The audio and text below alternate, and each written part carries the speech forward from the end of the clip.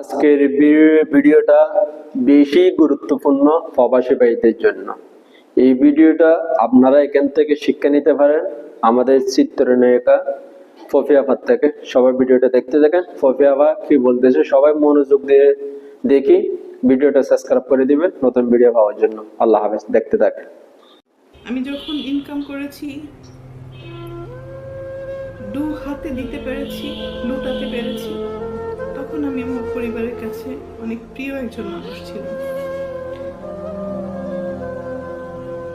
এখন দিতে পারি না হয়তো তাদের প্রয়োজন অনুযায়ী, যার ফলে আমি এখন তাদের কাছে গলার কাটা, শত্রু। কি বুঝলে? শিখতে পারছেন? এখান থেকে শিক্ষা হয়ে যায়। আজকের ভিডিওটা বেশি গুরুত্বপূর্ণ প্রবাসী ভাইদের জন্য। এই ভিডিওটা আপনারা এখান থেকে শিক্ষা নিতে পারেন আমাদের চিত্রনায়িকা ফফিয়া আপার থেকে। সবাই ভিডিওটা দেখতে থাকেন। ফফিয়া আপা কি বলতেছে সবাই মনোযোগ দিয়ে দেখি। ভিডিওটা সাবস্ক্রাইব করে দিবেন নতুন ভিডিও পাওয়ার জন্য। আল্লাহ হাফেজ, দেখতে থাকেন। আমি যখন ইনকাম করেছি,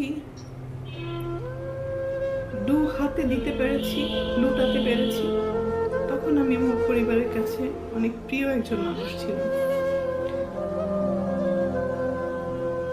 এখন দিতে পারি না হয়তো তাদের প্রয়োজন অনুযায়ী, যার ফলে আমি এখন তাদের কাছে গলার কাটা, শত্রু। কি বুঝলে? শিখতে পারছেন? এখান থেকে শিক্ষা হয়ে যায়।